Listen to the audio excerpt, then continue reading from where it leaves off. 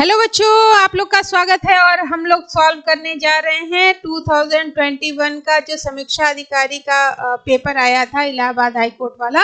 तो चलिए स्टार्ट करते हैं वीडियो। और ज्योग्राफी का सेशन मैं देख रही हूँ। पहला क्वेश्चन है, the international date line is called. अंतरराष्ट्रीय दिनांक रेखा को क्या कहा जाता है? ऑप्शन में है 0 डिग्री अक्षांश, फिर नेक्स्ट ऑप्शन है 0 डिग्री देशांतर, फिर नेक्स्ट ऑप्शन है 66 डिग्री अक्षांश या 180 डिग्री देशांतर। तो यहाँ पे डेट लाइन की बात हो रही है, यानी 0 डिग्री देशांतर से हम आ रहे हैं 180 पे, जहां पे दोनों मिलेंगी। तो ये जो हो जाएगा आंसर आपका कौन सा सही? ये डेट लाइन, यानी एक दिन का अंतर आ जाएगा। अगर 2 है तो 3 हो जाएगा। इस तरह से डेट में चेंज हो जाता है। तो डेट लाइन, ये देखिए, अंतरराष्ट्रीय तिथि रेखा या इंटरनेशनल डेट लाइन, यहाँ ये जो मिलेगी रेखा 180 डिग्री पे मिलेगी। एक ही रेखा खींची गई है, ये भी ध्यान रखिएगा। और ये आपको इस तरह से इसलिए दिख रही है क्योंकि अगर भारत यहाँ पे होता तो क्या होता, अरुणाचल प्रदेश का अलग क्षेत्र चला जाता और ये गुजरात वाला अलग चला जाता। तो इसको बचाने के लिए हम क्या करते, इसको मोड़ देते। वही काम यहाँ पे हुआ है। यानी फिजी द्वीप के जो द्वीप हैं, अगर सीधी लाइन खींची होती तो ये जो द्वीप हैं यहाँ एक दिन का अंतर हो जाता। फिर अगर हम यहाँ देखें तो अलास्का ये सीधा होता, तो ये जो साइबेरिया वाला क्षेत्र है यहाँ पे भी वही कंडीशन होती। यहाँ के दिन और यहाँ के दिन में अंतर आ जाता। तो उसी को बचाने के लिए इसको सीधा ना खींच करके टेढ़ा या मोड़ करके खींचा गया है, बस। और कोई यहाँ पे कोई साइंस काम नहीं कर रही है। फिर नेक्स्ट है, your solar system is a part of which Galaxy. हमारा सौर मंडल किस आकाश गंगा का भाग है? ऑप्शन में है एंड्रोमेडा, ट्राइएंगुलम, मिल्की वे या बोर्ड्स। तो जो राइट आंसर है वो है आपका मिल्की वे। मिल्की वे, ये देखिए बीच में बल्ज होता है। जो बीच वाला पोर्शन है थोड़ा उभरा हुआ होता है, ये बल्ज कहलाता है। घूर्णनशील भुजा है, ऐसे चक्री की तरह दिखती है हमको। दिवाली में जैसे हम लोग एक चक्री लाते हैं, जलाते हैं, तो ऐसे ऐसे घूमती है, तो उसकी जो रोशनी है वो चारों ओर फैलती है। यहाँ पे जैसे हमारा एक सूर्य है वैसे बहुत सारे सूर्य हैं और उनके कई ग्रह हैं और कई उपग्रह हैं, और ये जो है चक्कर लगा रहा है आपके ब्रह्मांड का।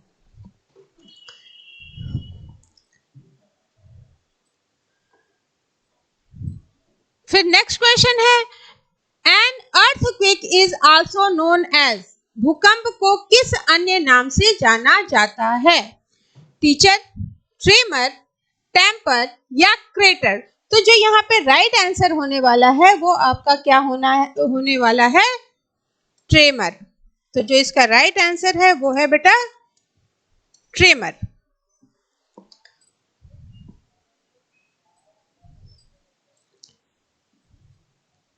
फिर नेक्स्ट है, the most abundant metal in the earth crust is. पृथ्वी की पपड़ी से सबसे अधिक मात्रा में कौन सी धातु मिलती है या है? ऑप्शन में है कैल्शियम, दूसरा ऑप्शन है एल्यूमिनियम, तीसरा है लोहा और चौथा है मैग्नीशियम। तो अगर हम धातु की बात करें तो सबसे ज्यादा मिलेगी आपको यहाँ पे एल्यूमिनियम धातु, इसीलिए सस्ती है। जो चीज ज्यादा मिलेगी वो सस्ती हो जाएगी, जो चीज कम मिलेगी वो महंगी हो जाएगी, ठीक है। तो एल्यूमिनियम 8.23% है पूरी अर्थ पे देखें। फिर आयरन आपका 5.63% है। फिर कैल्शियम आपका है 4.15%। फिर सोडियम है 2.36%। फिर अदर आपके हैं। और ऑक्सीजन है आपका 46.1%। तो ये भी गैसेस भी याद कर लीजिएगा। और सिलिकॉन की अगर मात्रा देखें तो 28.2% यहाँ पे देखने को मिलेगी आपको।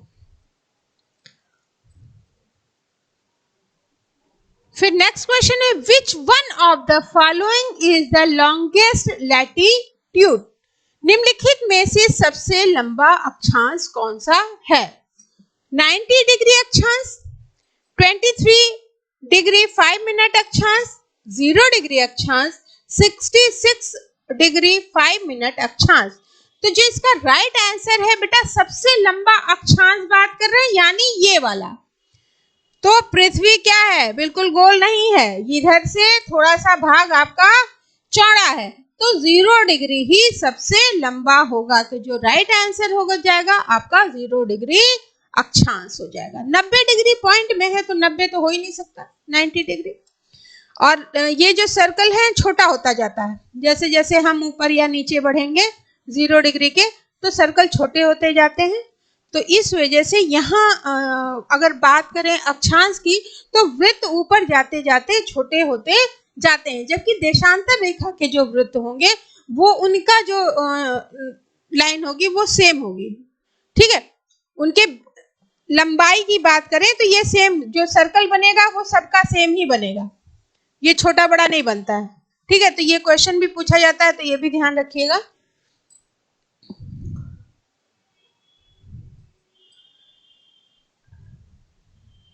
ये जो पश्चिम से पूर्व की ओर रेखाएं खींची जाती हैं वो अक्षांश रेखा, जो उत्तर से दक्षिण खींची जाती हैं वो कहलाती हैं देशांतर रेखा। अक्षांश रेखा में जो मुख्य रेखा है वो आपका 0 डिग्री भूमध्य रेखा या विषुवत रेखा, और फिर है आपकी कर्क रेखा, फिर है आपकी आर्कटिक रेखा।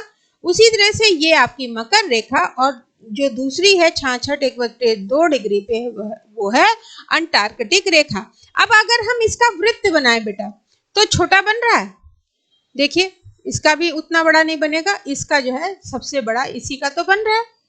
क्लियर हो गया? तो ये 0 डिग्री हमेशा इसका आंसर याद रखिएगा।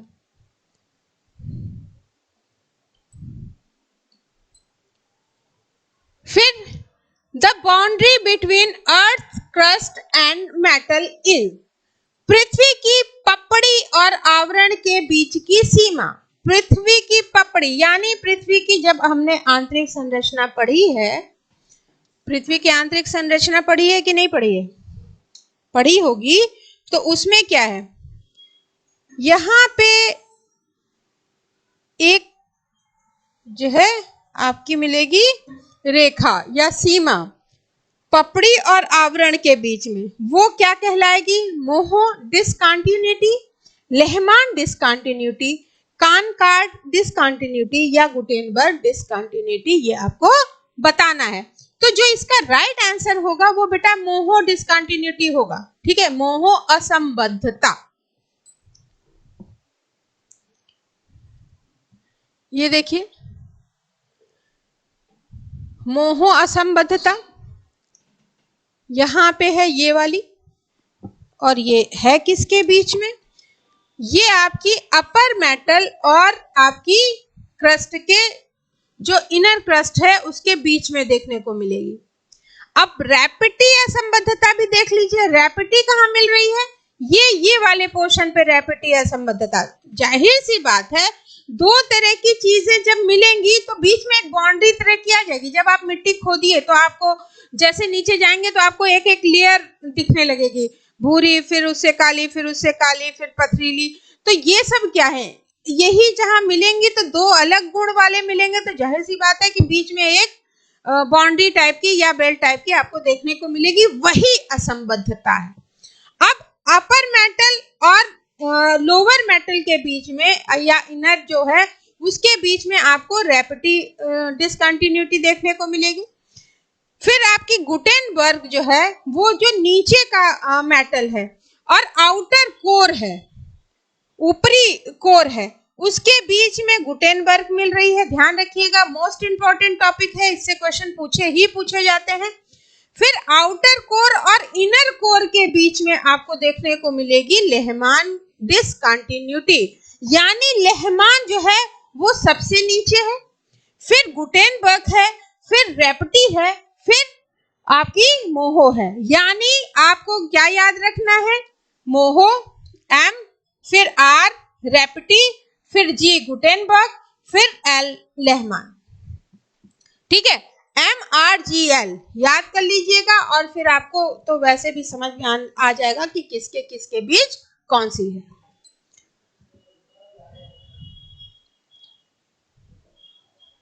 फिर next, for every 1 degree of longitude the local time changed by.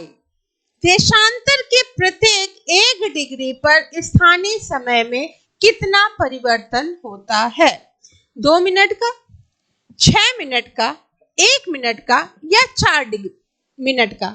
यानी वो कह रहे हैं कि फॉर एवरी 1 डिग्री, 0 डिग्री से 0 डिग्री से जब हम 1 डिग्री पे आएंगे तो इनके बीच में कितने का चेंज होगा? 4 मिनट का, 1 मिनट का, 6 मिनट का या 2 मिनट का?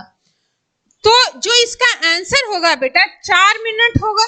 अब 4 मिनट क्यों होगा? क्योंकि 1 डिग्री बराबर 4 मिनट, 2 डिग्री बराबर 4 और ये 4 कितने हो गए? 8। फिर 8 में 4 और जोड़ दीजिए 12, तो 15 डिग्री पे कितने हो गए?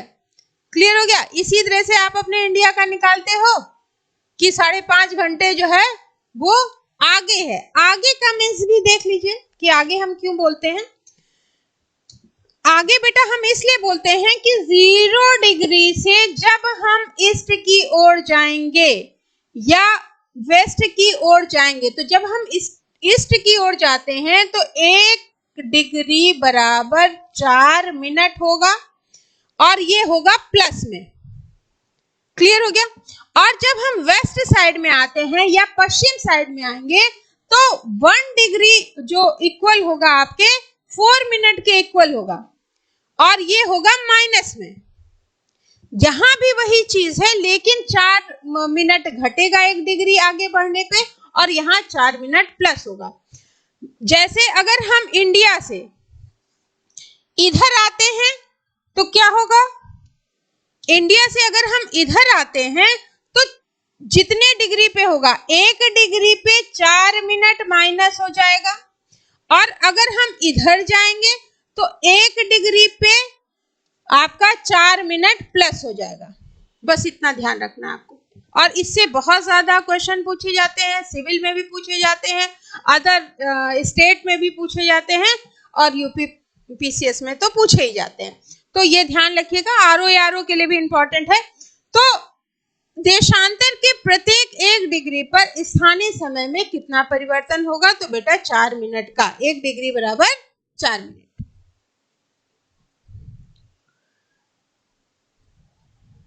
फिर quartz is composed of which 2 elements? Quartz किन 2 तत्वों का बना होता है? लोहा और मैग्नीशियम, लोहा और ऑक्सीजन, ऑक्सीजन और सिलिकॉन, सिलिकॉन और लोहा।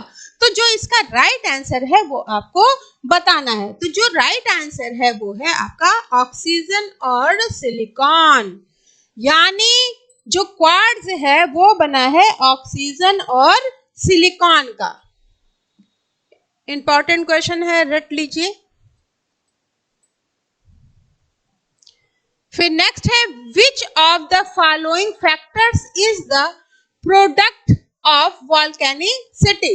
निम्नलिखित में से कौन सा लक्षण वॉल्केनिकरण का उत्पादन है या उत्पाद है?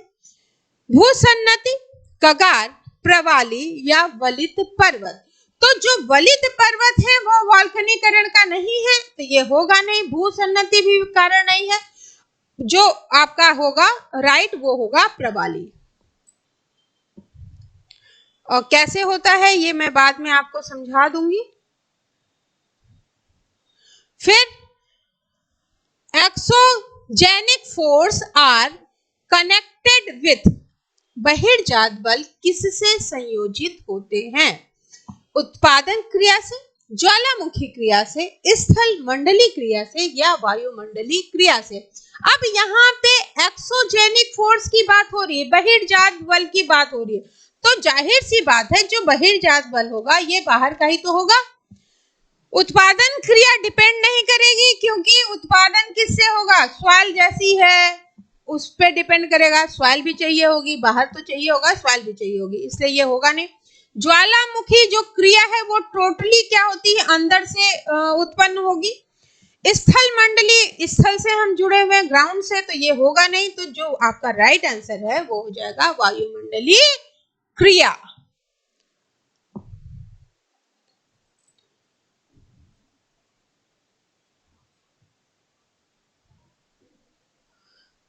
Which of the following refers to the technique of cartography in geography? निम्नलिखित में से कौन सी तकनीक भूगोल में कार्टोग्राफी दर्शाती है? पहला ऑप्शन है भूरचना, दूसरा ऑप्शन है संरक्षण विधि, सांख्यिकी तकनीक और नक्शा बनाने का कौशल। तो ध्यान रखिएगा कि जहां पे कार्टोग्राफी आएगी वो किससे हो जाएगी, कार्टोग्राफी नक्शा बनाने के कौशल से संबंधित है।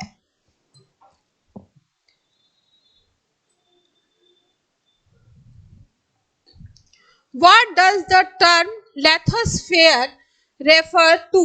स्थल मंडल किसे संदर्भित करता है? पृथ्वी का आंतरिक भाग, पृथ्वी का पपड़ी, पादप और जंतु, पृथ्वी का मध्य भाग।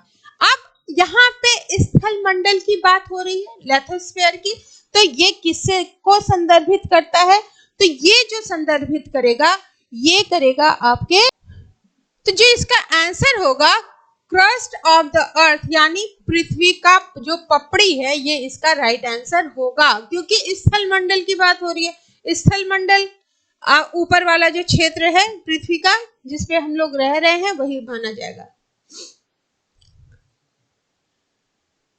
फिर नेक्स्ट है which one of the following is not a minor plate, यानी जो आपकी लघु प्लेट नहीं है उसको बताना है।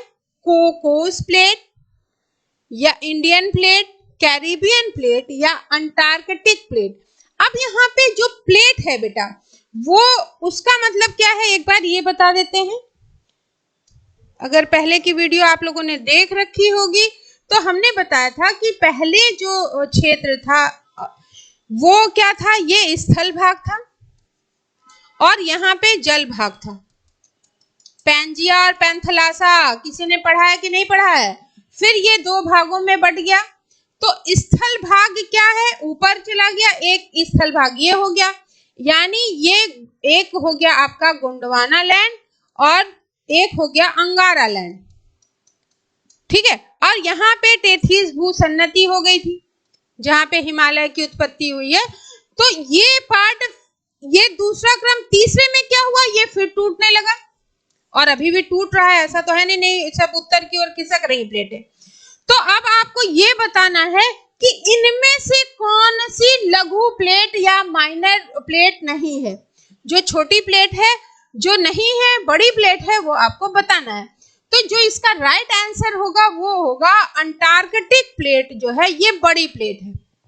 क्लियर हो गया? प्लेट का मतलब वही है स्थल भाग जिसपे हम लोग रह रहे हैं।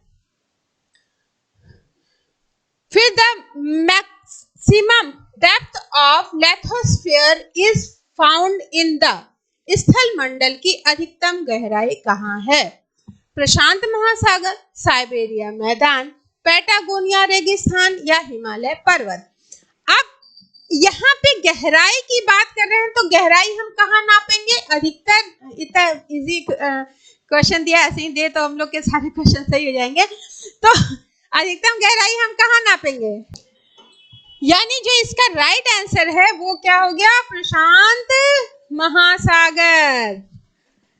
देखा ना कितना इजी क्वेश्चन आया है। और जब जो चीजें आपको तैयार रहती हैं वो इजी लगती हैं, जो चीज आपने पढ़ी नहीं होती है वो टफ लगती है। तो इसलिए प्रयास करिए कि जितना भी आपका सिलेबस है उसको फोकस करके पढ़िए, तो सारे क्वेश्चन आपको वहीं से मिलने वाले हैं, कहीं अलग से नहीं मिलने वाले हैं। और सफलता तभी मिलेगी जब आप उस चीज को शिद्दत से ग्रहण करेंगे।